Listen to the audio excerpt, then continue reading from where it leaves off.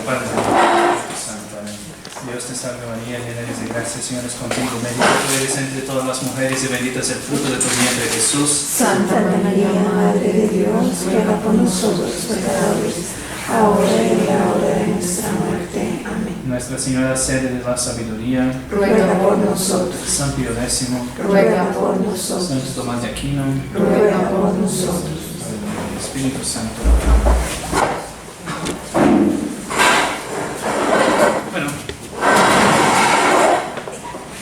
primero, ¿alguien tiene alguna pregunta de la conferencia pasada? Cuando hablamos que nuestro Señor es Rey, es Maestro, es Pontífice, las tres coronas de Cristo, digamos así. ¿Pregunta, duda, inquietud?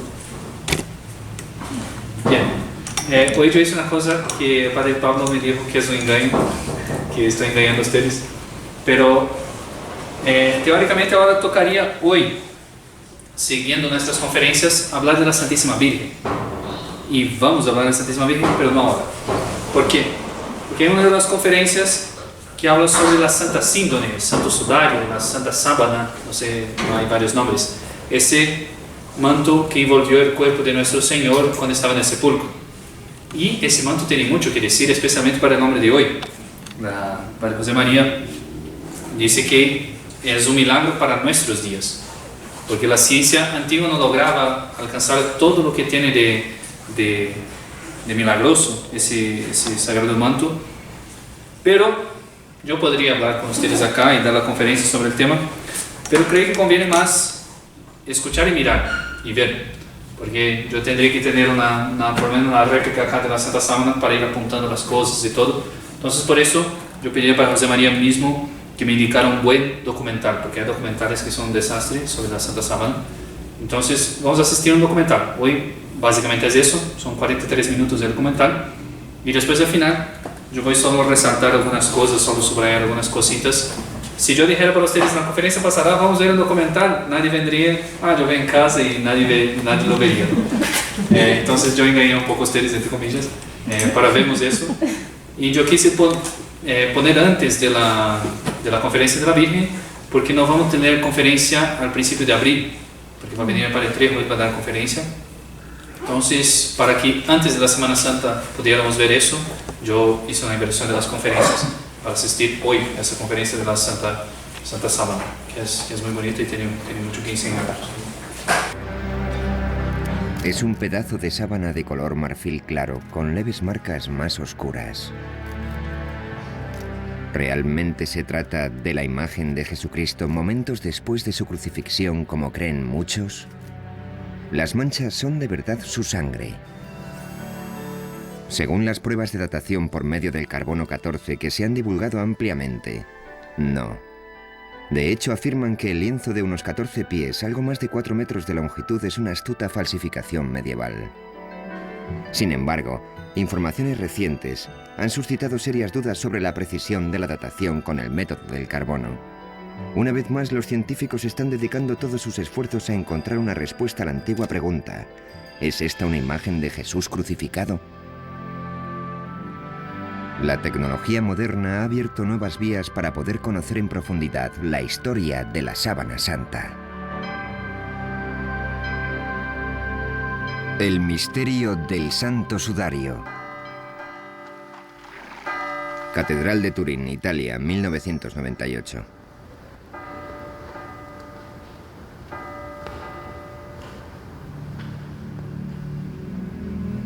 Desde el año 1400, la sábana santa o Santa Síndone ha salido de su caja de plata en numerosas ocasiones.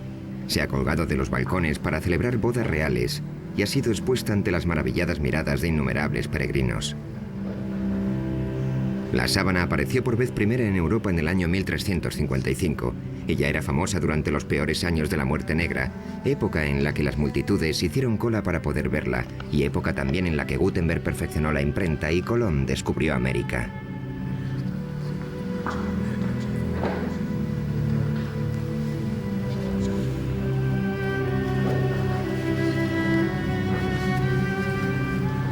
En aquel momento escaseaban las herramientas científicas y las falsificaciones estaban a la orden del día, por lo que resultaba imposible resolver la cuestión de la autenticidad del lienzo.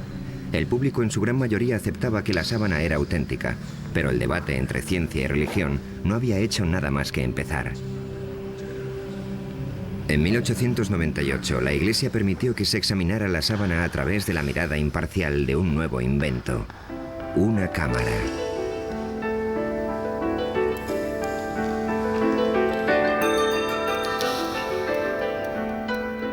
Nadie podía imaginar que las fotografías que Secondo Pia tomó aquel día cambiarían para siempre la opinión de la gente sobre la Santa Síndone.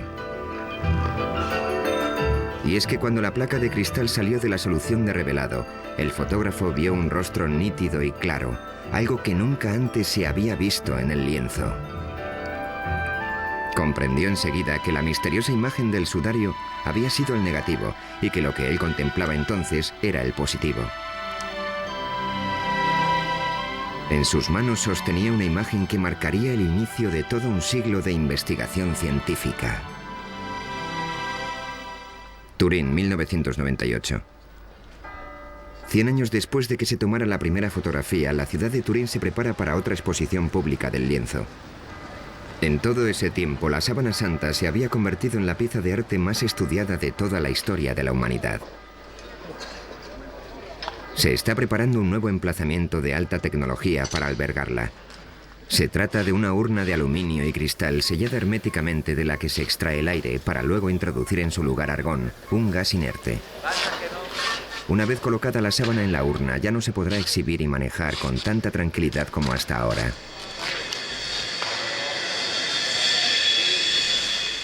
Toda esta actividad puede resultar sorprendente si consideramos que las pruebas efectuadas con el método del carbono son correctas y la sábana, por tanto, no es más que una falsificación.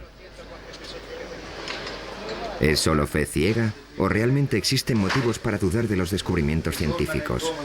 El lienzo vuelve a estar en el centro de la polémica. Existe una entrada lateral sin señalizar y los guardias garantizan el acceso restringido a la sala.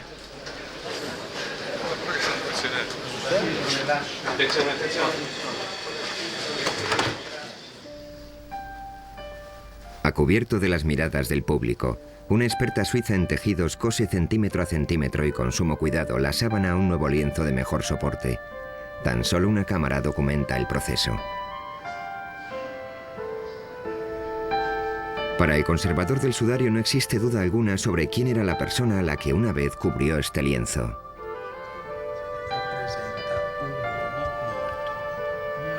Esta imagen representa a un hombre que murió a causa de la tortura de la crucifixión. En la sábana de Turín hay 3 tipos de marcas. Las más evidentes son quemaduras de un fuego que casi destruyó el lienzo en la Edad Media. Después está la imagen anatómicamente correcta de un hombre visto de frente y de espaldas. Y en tercer lugar, lo que parecen ser manchas de sangre. Las manchas de sangre coinciden con las descripciones bíblicas de la tortura y la crucifixión de Jesús, de las heridas ocasionadas por los golpes, la corona de espinas y la lanza. ¿Pero es realmente sangre la sangre? ¿Y cómo llegó la imagen a la sábana? El misterio constante que rodea todas estas preguntas ha supuesto un reto para los científicos a lo largo de muchas generaciones. Los estudiantes de esta universidad en Glendale, California, disponen de un enfoque especial del debate que está teniendo lugar sobre la sábana santa. Su profesor, Angelo Montante, utiliza el lienzo como herramienta de enseñanza. Es uno de los objetos de cultura más sorprendentes que podemos encontrar en la historia de la civilización occidental. De él se pueden extraer numerosas pistas que nos ofrecerán una perspectiva del pasado. La Biblia no da detalles sobre la crucifixión de Jesús de Nazaret, pero permitidme llamar vuestra atención sobre esta mancha de aquí, que indica que hubo derramamiento de sangre. Si las pinturas clásicas fueran correctas, los clavos le atravesaron la palma, pero no fue así. Se los colocaron en las muñecas, y hay una razón para ello. Sabemos que esto se debe a que, según las investigaciones de un médico francés, hace años un médico francés que experimentaba con cadáveres consiguió determinar que la palma no puede sostener el peso de un ser humano. El clavo, por tanto, tenía que estar situado en la región metacarpiana de la muñeca. Y hay otro dato importante a este respecto. Si a una persona le clavas un objeto punzante en esta zona, el nervio medio queda presionado y cuando esto sucede, el pulgar se retrae. Si os fijáis, en esta figura no se aprecian por ningún lado los pulgares. Esto es algo muy preciso. ¿Cómo es posible que un falsificador lo supiera?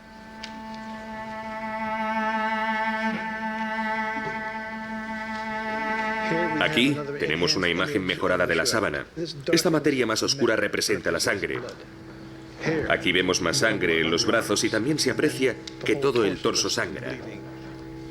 En un lateral, junto a la quinta costilla, hay una herida sangrante.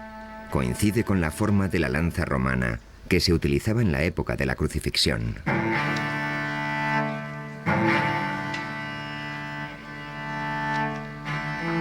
En la sábana hay mucha sangre, tanta que no puedes evitar asombrarte de la crueldad de los romanos, que tanto dolor le causaron a este hombre. La crueldad que refleja la sábana supera con creces la mayoría de las versiones artísticas de la Pasión de Cristo. ¿Por qué un falsificador habría representado más de lo que la gente esperaba ver?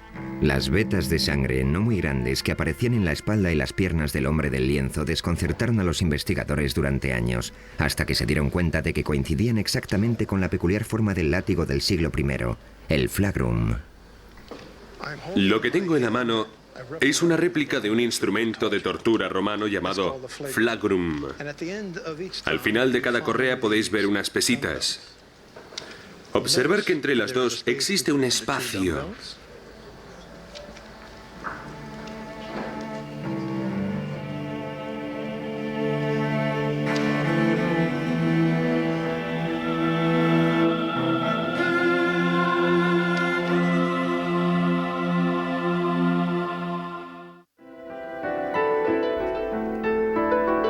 A finales de la década de los 70, un grupo de científicos presionó a la Iglesia para que les dejara examinar la sábana con las tecnologías más avanzadas.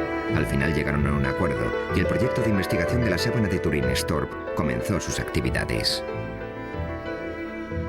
El STURP se constituyó con el propósito fundamental de examinar la sábana para determinar cómo se formó la imagen que ha quedado en ella.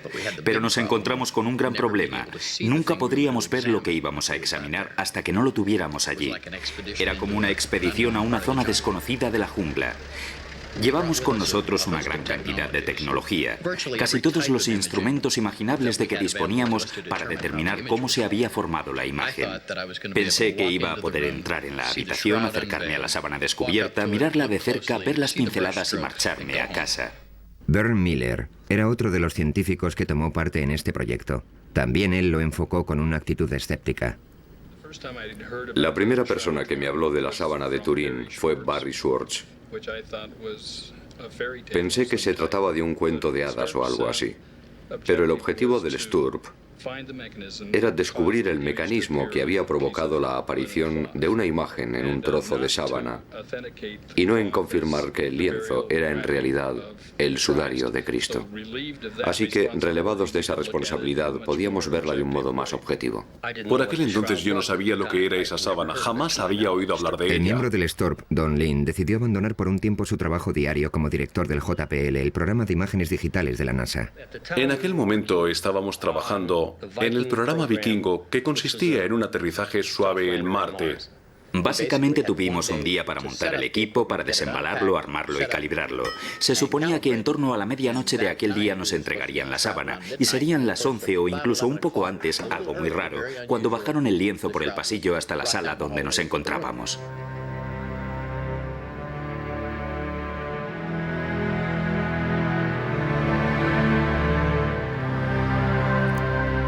Uno de los primeros experimentos que se llevaron a cabo con la sábana consistía en separar la tela del lienzo de refuerzo por una pequeña zona de aproximadamente unos 7,5 centímetros. Eso nos permitió ver la parte de atrás de la sábana, la parte inferior del Santo Sudario de Turín, por primera vez en 400 años. Esta imagen corresponde al momento exacto en el que dieron la primera ojeada a la parte inferior de la sábana.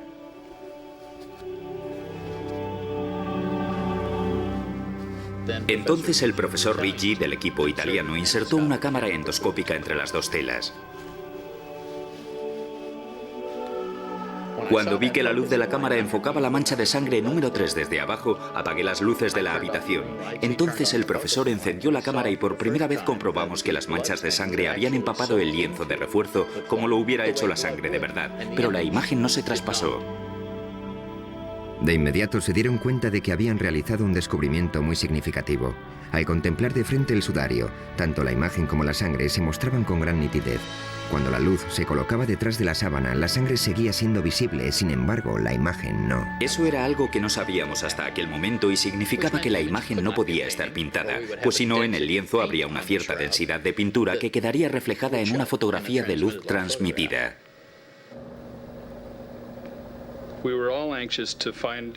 Todos estábamos deseando averiguar si la sangre era real o no. Cuando examiné por primera vez el lienzo, durante todas esas pruebas, no creí que la sangre fuera real. Era roja y parecía fresca, demasiado para una sangre con 2000 años de antigüedad. Para determinar si era real, tomamos muestras en una cinta de superficie adhesiva y la examinamos en el laboratorio más tarde. Pasaron varios meses antes de que determináramos que era sangre de verdad. En la siguiente diapositiva vemos la sangre sobre el entramado de la tela, los micropuntos de esta foto.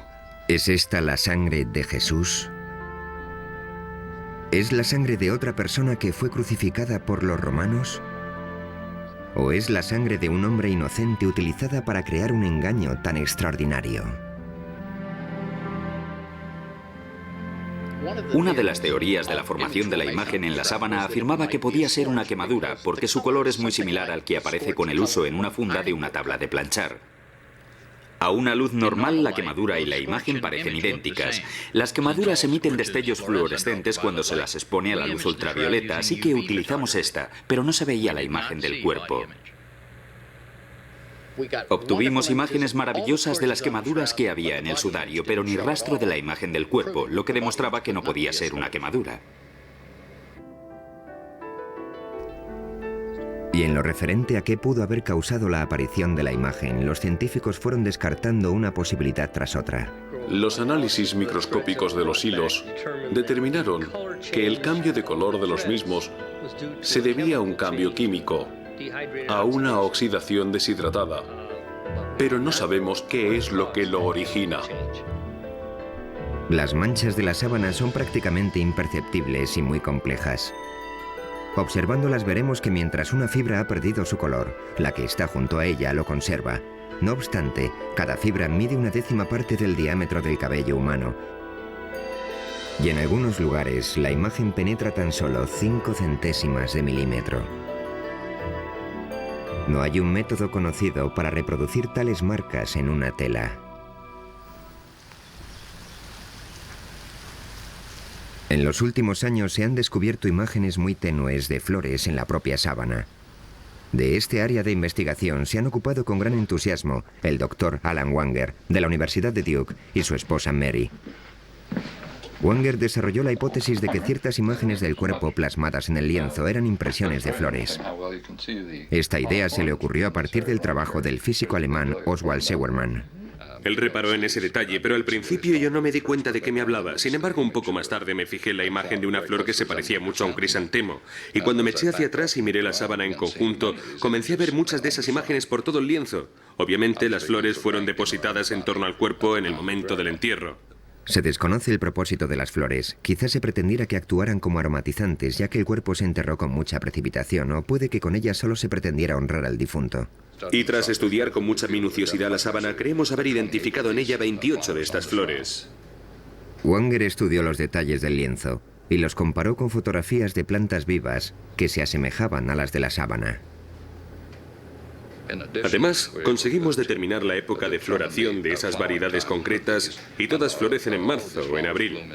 Es decir, en la época en que tenía lugar la Pascua judía, época de la crucifixión.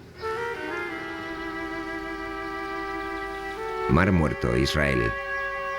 La mayor parte de las plantas que identificaron los Wanger parecían ser originarias del área de Jerusalén. El matrimonio hizo partícipe de sus descubrimientos al botánico más importante de Israel, Avinoam Danin. Utilicé detalles de la morfología de las plantas y tuve el placer de confirmar sus observaciones. Entonces estuve estudiando la sábana cada vez con más atención y localicé y señalé aquí unos 12 o 13 objetos botánicos. Una de las plantas, el Zygophyllum dumosum, fue la prueba clave para el botánico Danin. No solo vio su imagen en la sábana, sino que encontró detalles aún más precisos que los Wanger. ¿Descansó esta planta en un tiempo sobre la Santa Síndone de Turín? Aquí vemos la imagen de una Zygophyllum dumosum. La hoja de invierno es así. Y este es el pétalo. La Zygophyllum dumosum crece tan solo en un lugar del mundo, en un pequeño reducto cerca de Jerusalén. Las 4 hojas que encontré están tan claras que puedo afirmar que el tallo de Zygophyllum dumosum fue depositado sobre la sábana en primavera. Además, podría decirles que es imposible que el lienzo se hiciera en otro lugar del mundo. Tuvo que ser aquí.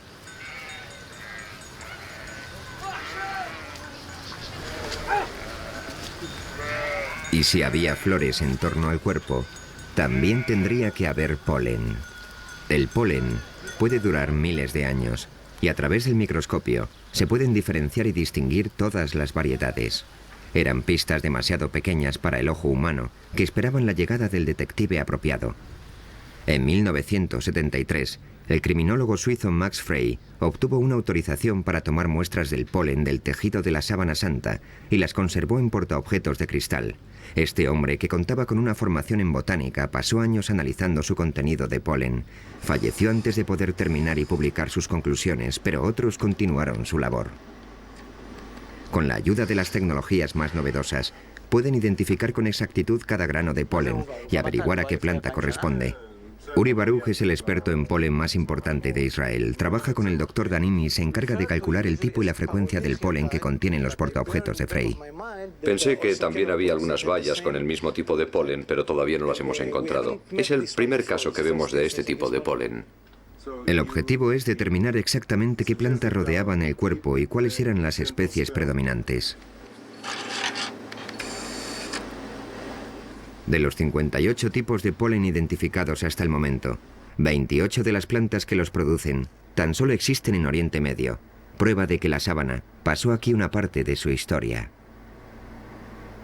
Muchas de ellas todavía siguen formando parte de las vidas de los habitantes de la región, como por ejemplo la Fagonia mollis. Los bizantinos establecidos al sur del Sinaí utilizan las hojas de la Fagonia mollis para sanar heridas superficiales. Toman los tallos y las hojas verdes, los queman y usan la ceniza para colocarla sobre las heridas. La llaman uraga.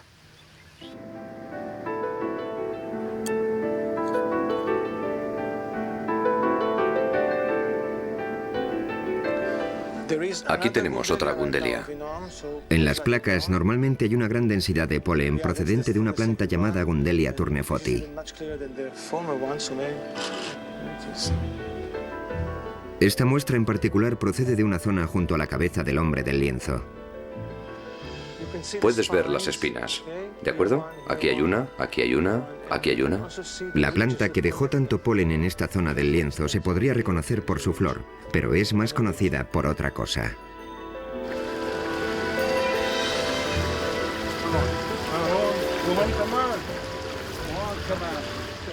Tengo que utilizar mi cuchillo porque es una planta con muchas espinas.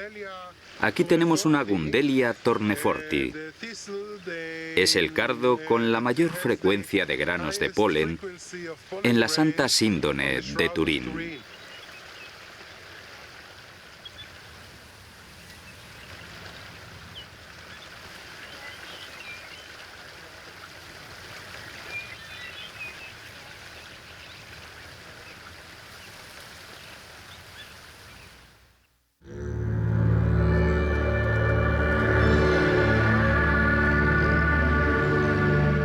este monasterio ortodoxo griego, en las profundidades del desierto del Sinaí, encontramos una pintura muy especial de Jesucristo conocida como el Pantocrátor. Muchos investigadores están convencidos de que se pintó tomando como referencia la sábana santa. El retrato data del siglo VI.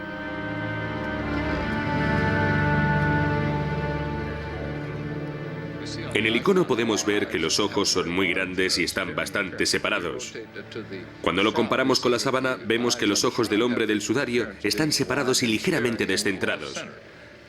Si observamos... El Dr. Banger ha perfeccionado una técnica de luz polarizada para comparar las imágenes de la sábana con otras imágenes como el Pantocrátor. Si giro el filtro mientras miro estas imágenes en la pantalla, una se difuminará en la otra. Hacemos esto para comprobar la exactitud de las comparaciones.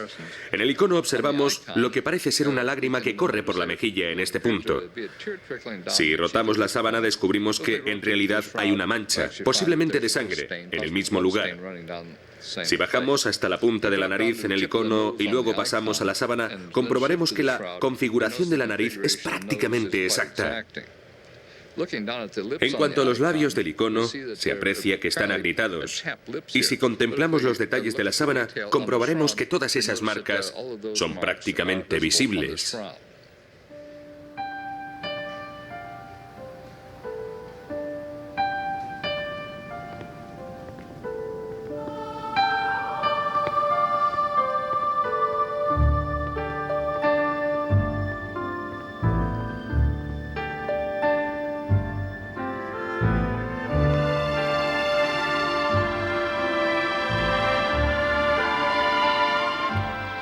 Jesús ha sido la persona más representada de la historia, pero la Biblia jamás describió su aspecto. ¿Cómo sabemos cómo era? ¿Cómo sabemos que llevaba barba y que tenía el pelo largo? ¿De dónde sacaron los artistas su iconografía? El historiador de arte Jack Riley ha realizado un estudio sobre el rostro de Jesús en la pintura. ¿Existe una fuente común para la representación de esta imagen que todos conocemos tan bien? Cada artista tiene su propia visión del hombre, en actitud sufridora o triunfante, del redentor o del humilde. Sin embargo, a lo largo de los siglos los artistas se han atenido a ciertos parámetros que nos permiten identificar al hombre como Jesús. ¿Cuáles son las directrices que siguen? ¿Y de dónde proceden? Rayleigh y muchos otros investigadores creen que existía un prototipo de Jesús que estableció la pauta a seguir hace siglos. La búsqueda de ese prototipo ha llevado a los investigadores a remontarse a los primeros siglos que siguieron a la muerte de Jesús. ¿Cómo llegaría un artista de esta imagen a esta otra? Aquí tenemos barba, en esa no. Aquí el cabello le cae sobre los hombros y lleva la raya en medio. Ahí no. Este Jesús parece un dios romano. Tiene un aspecto juvenil. No tiene las mismas características. La pregunta es, ¿qué falta? En la década de los 30, el investigador francés Paul Vignon observó ciertas marcas en las pinturas que se habían hecho de Jesucristo a lo largo de muchos años. Estos rasgos llegaron a conocerse como las marcas de Vignon. Ahora veremos algunas. En primer lugar, observen esta línea transversal que cruza la frente de Cristo. Y fíjense en esto, una especie de cuadrado con tres lados marcados en el caballete de la nariz. Justo debajo hay otro triángulo, en la nariz que es alargada, rasgo muy indicativo de numerosas representaciones de Cristo de aquel periodo. Los especialistas han identificado los ojos, que se asemejan a los de un búho, la nariz alargada y el resto de las marcas de Vignon en la sábana. ¿Acaso la Santa Síndone fue el modelo original de las representaciones posteriores? Aquí tenemos varias reproducciones de algunas pinturas de los siglos XI y XII en las que se aprecian estas marcas geométricas. En primer lugar, justo aquí, en la nariz, se puede ver ese extraño cuadrado geométrico de tres lados en forma de U. Luego tenemos los ojos, semejantes a los de un búho. También la nariz alargada es una característica. Observen los dos mechones de cabello que caen sobre la frente. Aparecen en las cuatro imágenes. Y no un solo mechón, siempre dos. La coincidencia de todas estas marcas, de todos estos puntos, me lleva a creer que algo influyó en estos artistas.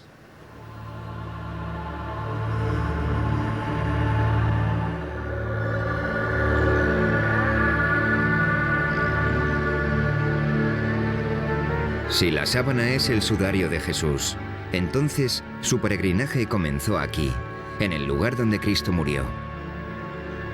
En la ciudad moderna de Jerusalén, el pasado sigue vivo. Muchas de las costumbres que aquí se practican aún son un reflejo del mundo antiguo. ¿El entierro del hombre de la sábana se realizó de acuerdo con la cultura hebrea?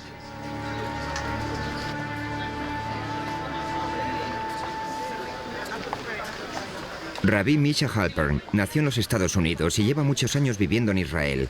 Está especializado en la vida judía durante el siglo I. Esta es la Vía Dolorosa. Mide algo más de 1,5 kilómetros de longitud.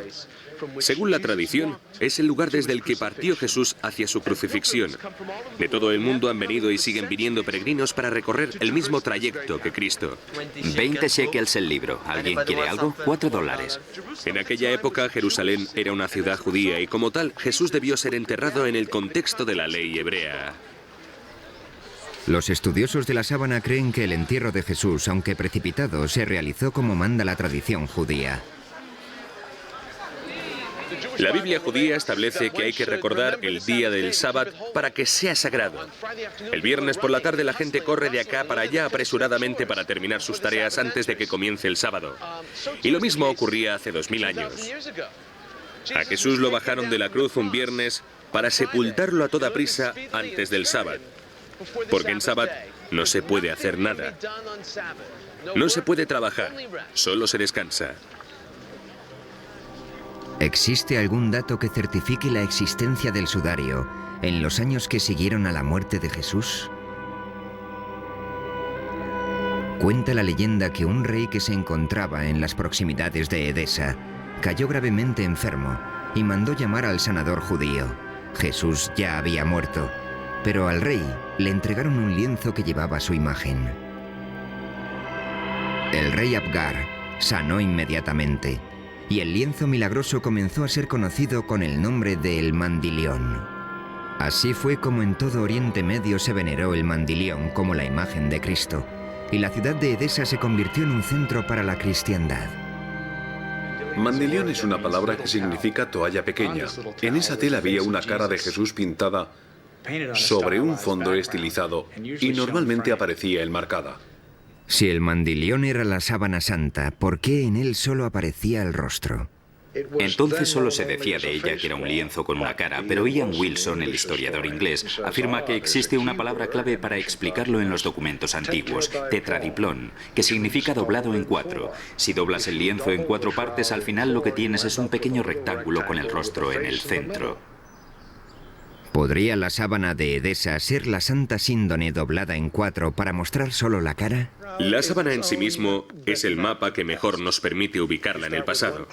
Comienzas siguiendo una pista que te lleva a otra y así sucesivamente. Voluntarios, por favor.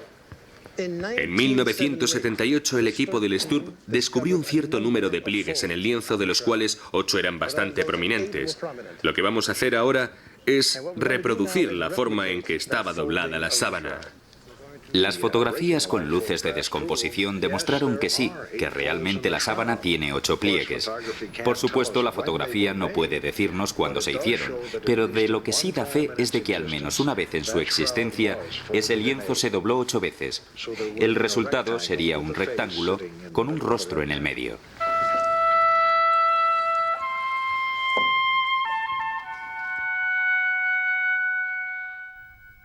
En el año 944, el mandilión fue trasladado a Constantinopla, donde con cierta periodicidad se exponía para que el público pudiera verlo. Allí mismo, en el año 1203, un caballero francés de la Cuarta Cruzada dijo haber visto la imagen del cuerpo de Cristo en un lienzo. Un año después, los cruzados saquearon la ciudad y se llevaron el botín a Europa. En este punto finaliza de forma radical el rastro del mandilión y comienza la historia de la sábana santa.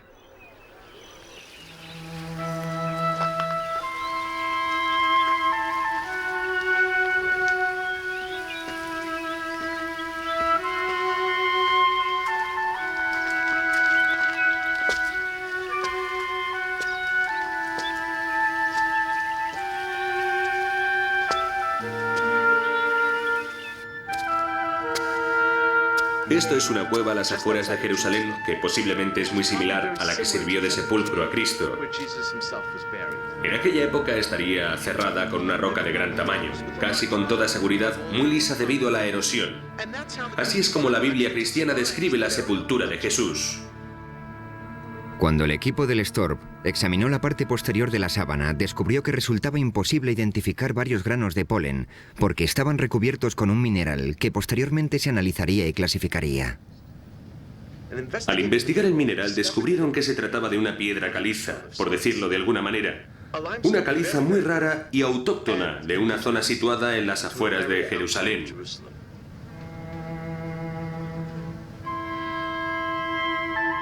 La Santa Síndone está cubierta de sangre, así que deberíamos preguntarnos ¿por qué no lavaron el cuerpo de Jesús como exige el entierro tradicional de la ley judía?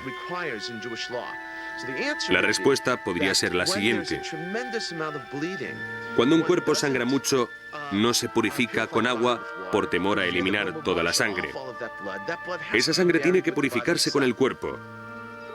Incluso hoy en día, cuando en las noticias informan de una acción terrorista en Israel, por ejemplo, inmediatamente acuden al lugar los rabinos y la gente reza y recogen la sangre de las víctimas que está en el suelo para poder enterrarlas adecuadamente. Según la Biblia cristiana, en la tumba se encontraron 2 lienzos, el sudario y otra sábana. Se creía que la segunda había cubierto el rostro de Jesús justo después de que lo bajaran de la cruz. Simón Pedro vio la sábana en el suelo y también el sudario con que le habían cubierto la cara. No estaba en el suelo con el resto de la sábana, sino doblado en un lugar aparte. Este lienzo, que recibe el nombre de sudarium, se puede encontrar hoy en día en Oviedo, ciudad situada al norte de España. Jorge Rodríguez es miembro del Centro de Estudio Español de la Sábana Santa. Y Mark Gussin ha escrito hace poco un libro sobre el sudarium y su relación con la Santa Síndone.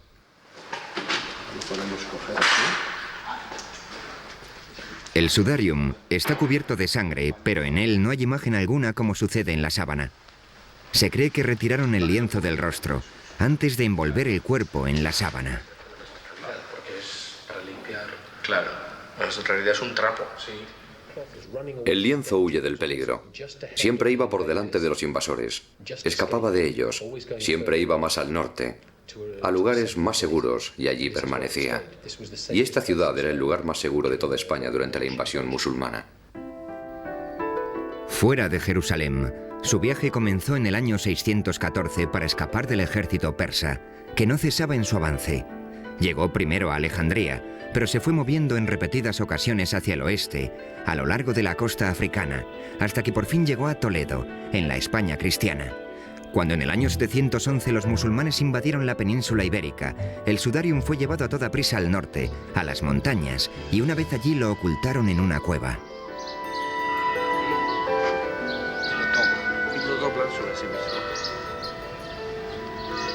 Con ayuda de una réplica, los investigadores muestran cómo se colocó la sábana alrededor del rostro, de forma que absorbiera la sangre y otros fluidos de acuerdo con la costumbre hebrea, siempre respetando el precepto de cubrir el rostro de una víctima de la violencia y de mantenerlo tapado para que la sangre no se separara del cuerpo. Esto supone que ha estado cogido así, al pelo.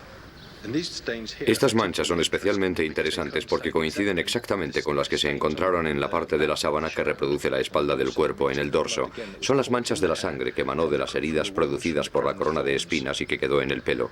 Y aquí son las mismas exactamente. Recientemente, el doctor Alan Banger ha efectuado un análisis con la ayuda de un vídeo casero que revela las notables similitudes entre el sudarium y la sábana santa. Es el rostro de la sábana superpuesto al del sudarium.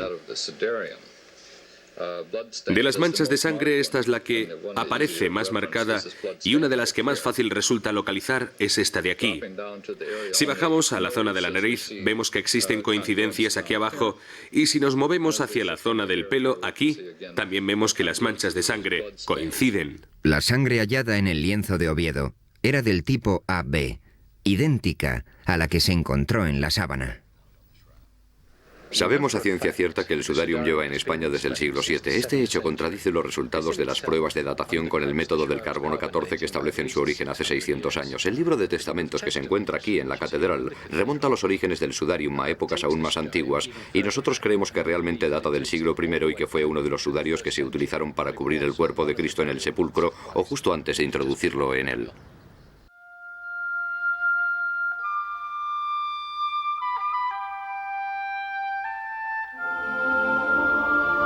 En 1988, las pruebas del carbono 14 concluyeron que el lienzo no tenía más de 600 años de antigüedad.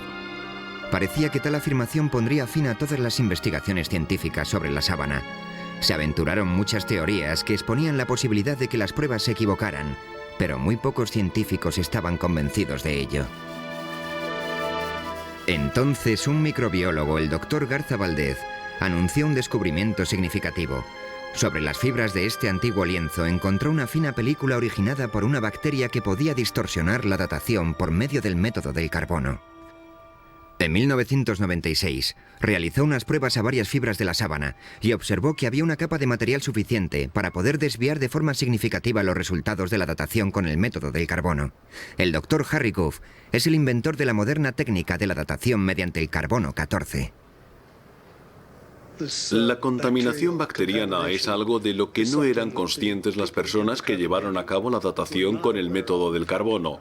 De hecho, no creo que nadie conociera su existencia hasta que Garza Valdez descubrió esta posibilidad. Y aunque lo hubieran sabido, los procesos de limpiado que utilizaban no lo hubieran tenido en cuenta. Así que no había modo alguno de que hubieran podido establecer con total exactitud la fecha de origen del material de la sábana. Cuando comenzaron a cuestionarse los resultados de la datación mediante este método, los científicos pusieron manos a la obra para encontrar una forma de separar la película de material bioplástico del tejido original. Cuando el procedimiento para separar la celulosa de la película bioplástica esté bien determinado, creo que estaremos preparados para ofrecernos a realizar otra datación de la sábana con el método del carbono 14. Si se aceptará nuestra oferta o no, es algo que no está claro. En lo referente a la datación mediante la prueba del carbono, existe aún otro factor que, de demostrarse, desestimaría todos los resultados obtenidos hasta el momento: la radiación. Si lo que dicen los físicos es correcto, es una imagen proyectada. En otras palabras, casi vienen a decir que quizás el cuerpo estuviera flotando en medio del sudario y que toda la proyección incidía en ángulos rectos en el cuerpo.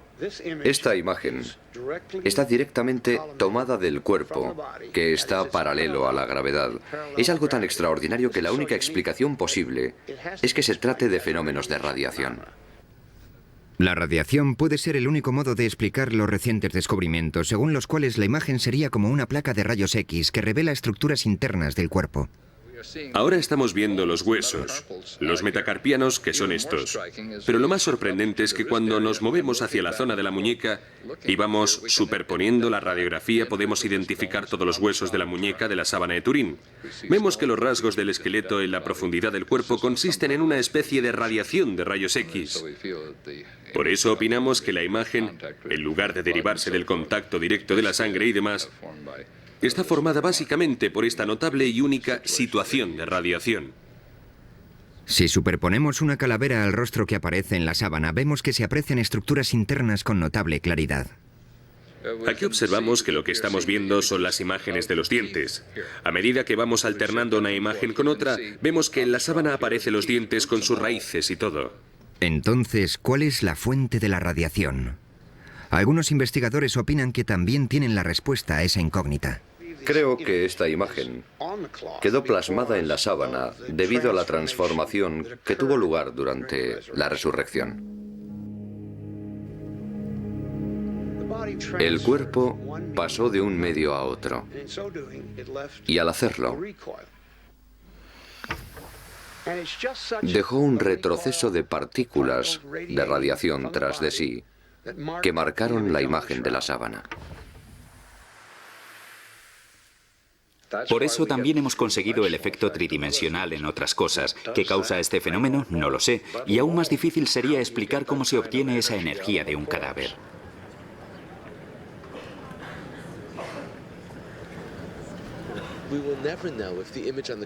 Nunca sabremos si la imagen que se ve en la sábana santa era la de Jesús. La fascinación que produce el lienzo en sí mismo es que nos vincula a todos con una muerte, con la muerte de una persona. Esta sábana simboliza los grandes temas que representa la vida tras la muerte. ¿Hay un mundo después de la muerte? ¿Cuál es el significado de la sábana? No creo que sea esencial para la fe de nadie, pero en el mismo capítulo 20 del Evangelio de Juan, en el que se narra el descubrimiento del sudario en la tumba vacía, también podemos leer las dudas de Tomás. Creo que en el siglo XX sigue habiendo mucha gente cuyos certificados de nacimiento espiritual son de Missouri, es decir, que tienen que ver para creer.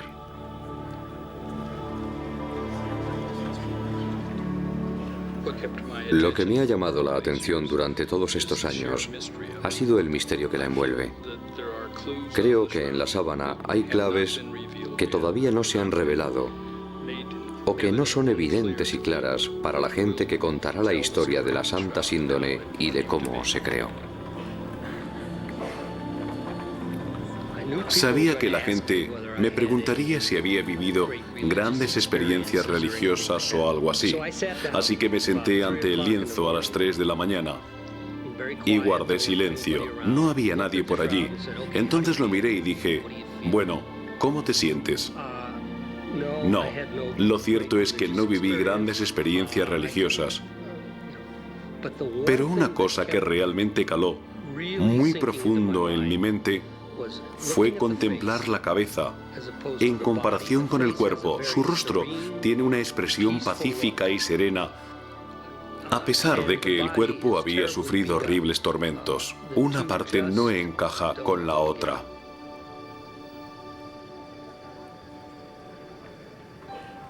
Nuestro equipo pasó cientos de miles de horas estudiándola y después de todo ese tiempo, al recordar que nuestro principal objetivo era determinar cómo se formó la imagen, hubimos de reconocer que no teníamos nada.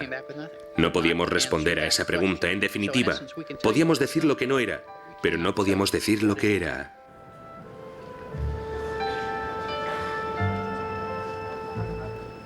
La teología no debería entrar en conflicto con la tecnología. La razón jamás podrá probar la divinidad de Cristo. La ciencia puede exponer una afirmación teológica. Como mucho puede decir, posiblemente este lienzo sirviera de sudario a Jesús de Nazaret. Pero la pregunta que planteó la teología es, ¿quién creéis que soy? Ningún laboratorio científico puede responder a eso. Todavía sigue correspondiendo al individuo revisar las pruebas de que dispone y decidir por sí mismo qué es en realidad la sábana de Turín.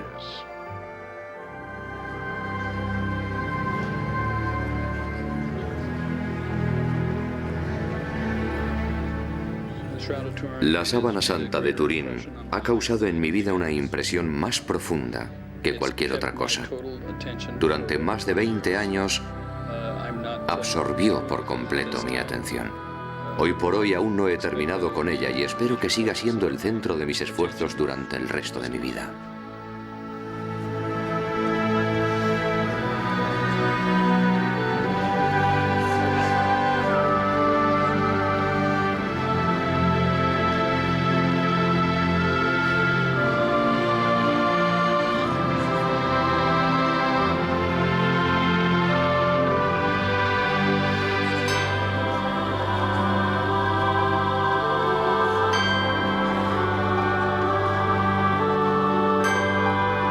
Muy bien. Sí, y queda corto el documental, la verdad, que hay más cosas que no me voy a meter acá. Pero, por ejemplo, se puede ver unas monedas que se ponían en los ojos de los judíos cuando sepultaban a los muertos, y una moneda del siglo I, por ejemplo, para dar un ejemplo. Las coincidencias y todo. Pero claro, es un documental de... Essa é a red de televisão paga, não sei bien cuál es. Pero ellos intentan ser imparciales y todo más. De hecho, hay un otro documental que creo que es de la misma red de televisión, que ellos pasan todo el tiempo intentando probar, muestran todo eso y llegan a la conclusión, así científica, que fue un monje del siglo XII que hizo un proceso radiativo de explosión y fabricó la Santa Santa. Esa es la conclusión que ellos llegan. por causa del tema ese del teste de carbono 14 que ellos dijeron, que es un teste que hace datación de objetos antiguos. Só que el problema de eso, además de esa bacteria que decía, y que también cosas que sufrieron una descarga de carbono muy grande, ese teste no es preciso. Y claro, la Santa Sábana pasó, si no me equivoco, por 3 incendios. Ahí no muestra, pero uno de los incendios ella estaba en una caja de plata y empezó a derretir la plata. Y si no me equivoco, por ejemplo, hay agujeros y marcas que son las gotas de plata que cayeron en la sábana durante ese incendio.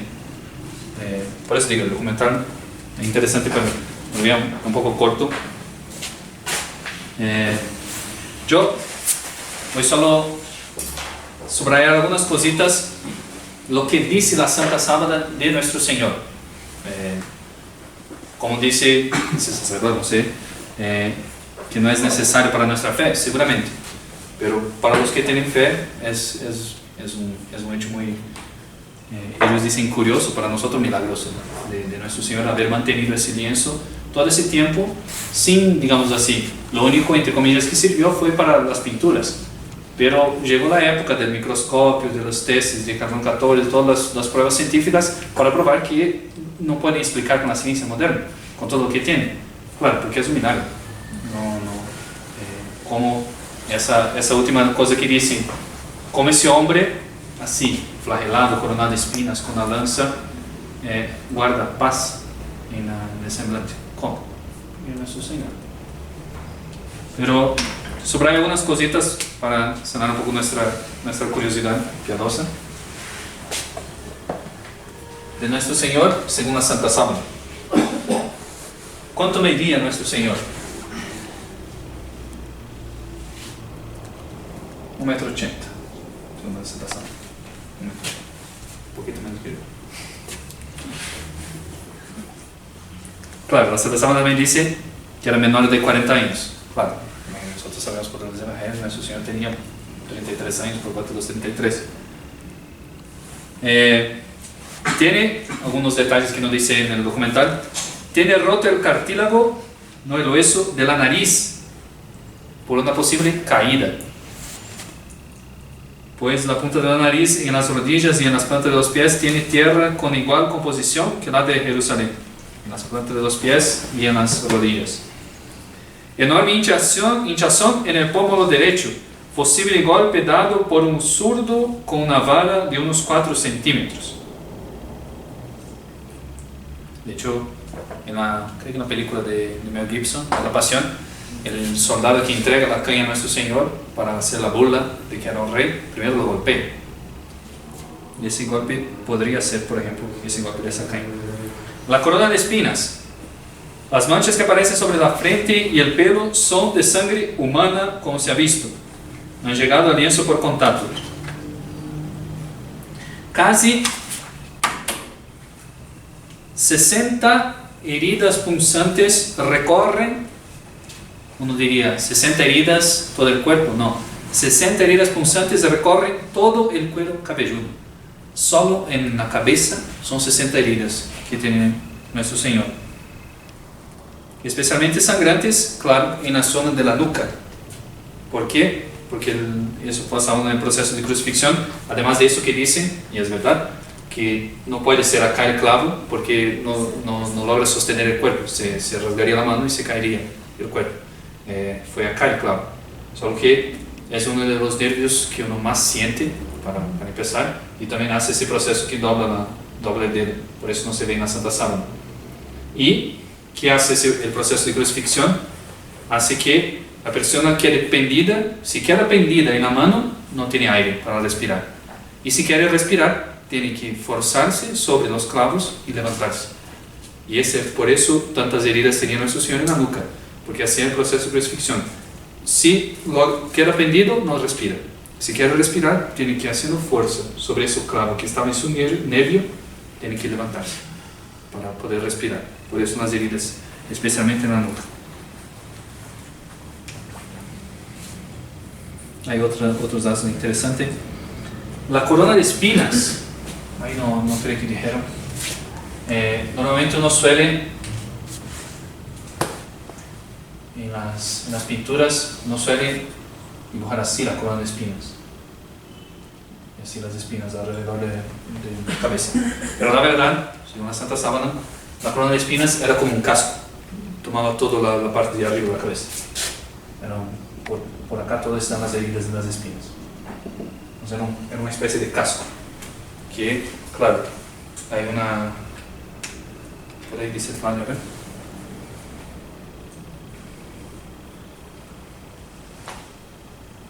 Sí, no dice bien el padre, pero en algún otro lugar dice que hay un clavo que llega en el hueso del cuello. Ahí la foto que muestran de esa planta es muy bonita, pero eran clavos mucho más grandes de esa misma planta. De hecho, el padre subraya acá, y eso ellos no resaltan mucho en el documental, que nadie fue coronado así, salvo nuestro Señor, que se sabe en la historia. No se sabe en la historia de una persona que fue flagelada, coronada de espinas y crucificada, la misma persona. Hay personas que fueron flageladas, hay personas que fueron crucificadas, coronada de espinas, no se sabe nadie, pero una misma persona que fue flagelada y coronada de espinas y crucificada no se sabe, porque no tiene sentido. Si yo voy a un romano, voy a crucificar, voy a quitar la vida de una persona, yo lo crucifico. Ya es sufrimiento bastante para cualquier persona. Y si no quiero matarla, yo la flagelo. Aunque algunas personas se murieron en la flagelación. Pero una persona que haya sido flagelada y crucificada, solo se sabe nuestro Señor. La flagelación. Ahí ustedes vieron la foto, la imagen de la réplica del látigo. Estaban formadas por cintas de cuero acabadas en taxilos, unas bolitas metálicas irregulares que se clavaban en la piel y desolaban alrededor. Hay marcas en el cuerpo de nuestro Señor de 120 azotes. Claro, no hace las cuentas, era un látigo de 3, entonces 120 por 3, 40, como 40 azotes.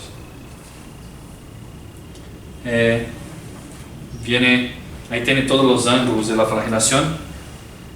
Dos verdugos que la realizaron al estilo romano, bien sistemática. Es posible que estuviera, por lo que da la impresión, los ángulos de la flagelación sobre una columna baja.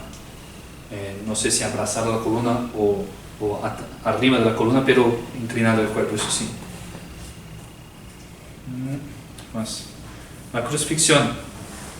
Ahí, como dice, el clavo se colgó en el llamado espacio de Destot, un punto muy firme entre los huesos del carpo que permite la sujeción del cuerpo. Soporta incluso un cuerpo de 90 kilos. Más que eso, mismo en el medio del hueso se rasgaría. Como decía ahí, el clavo en ese punto daña el nervio mediano, además de producir uno de los dolores más intensos que se pueden producir en un ser humano. Retrae el pulgar sobre la palma. Ahí, como yo les explicaba, el sujeto crucificado encuentra ante la disjuntiva de dejarse morir asfixiado o soportar uno de los dolores tremendos para poder hacer la fuerza de poder respirar.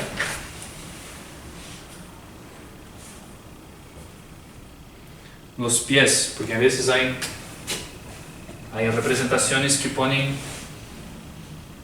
los pies lado a lado. No, los pies estaban uno sobre el otro. Y el pie, a ver acá, el pie derecho estaba debajo, cruzando los pies, ¿no? El pie izquierdo abajo con un único clavo.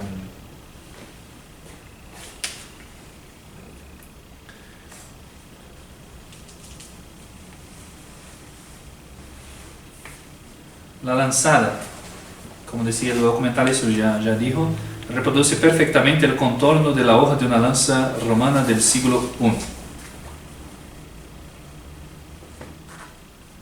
Solo quería subrayar esas cosas porque es interesante intentar probar que la Santa Sábana es el sudario que no vio a nuestro Señor, pero es más interesante todavía ver cómo era nuestro Señor. De hecho, el retrato de nuestro Señor. Hasta la fotografía esa que por negativo se logró ver bien el rostro de nuestro Señor, no se sabía. Y ahí hubo la veneración de la Santa Faz también. Y es muy común no encontrar retratos de la Santa Faz según el Santo Sudario. Sí, creo que no hay que agregar mucho más. Aunque no podría profundizar bien y hacer un análisis mejor del hombre de la Santa Sábana y ver cuánto nuestro Señor sufrió por nosotros. Eso es lo principal. Y sufrió por nosotros, y como dice el final ahí, igual paz, y la paz de nuestro Señor. ¿Cómo se produce esa imagen? Ahí el Padre hace los análisis de las posibilidades que la ciencia dice, de que fuera una pintura, contacto directo con la sangre, un efecto de fuego, de vapor o radiación. Lo más posible es una especie de radiación, pero claro, de forma milagrosa, como va un cuerpo muerto a reproducir hacer ese efecto que hace la Santa Sábana, claro, porque nuestro Señor resucitó. Bueno, se podría hablar mucho más, pero soy un perito en el asunto. Preguntas, dudas, no sé si puede contestar, más lo que dice el comentario. Porque siempre uno ve las heridas de los estigmatizados aquí en la palmita. Sí, de hecho, siempre se cuestionaba eso, porque si es un milagro, porque nuestro Señor no hizo el milagro en el lugar punto exacto, ¿no? Pero no, nuestro Señor no está obligado a reproducir la manera exacta física que se dio su crucifixión, sino las personas de Padre Pío, por ejemplo, llamaban el guante ese, porque tenía la marca de Santa Rima Galvani también, la marca de los estigmas de acá. No está nuestro Señor atado a la necesidad de la reproducción histórica de a dónde fue, sino que puede ser un milagro en una palabra. Quizá si hubiera, por ejemplo, San Francisco, estoy pensando eso ahora, ¿no? Pero si San Francisco, por ejemplo, tuviera las llagas acá, sin ese estudio del Santo Sudario, iban a decir, es falsa. Es falsa porque todos los cuadros que veíamos están acá. Entonces, nuestro Señor sabe lo que hace. Y no hay obligación de que un milagro reproduzca exactamente el aspecto físico de la crucifixión. Pero sí, seguramente los dolores, eso sí. Los santos sufrieron, los santos estigmatizados sufrieron dolores atroces también con esas llagas. Bueno, rezamos la Ave María.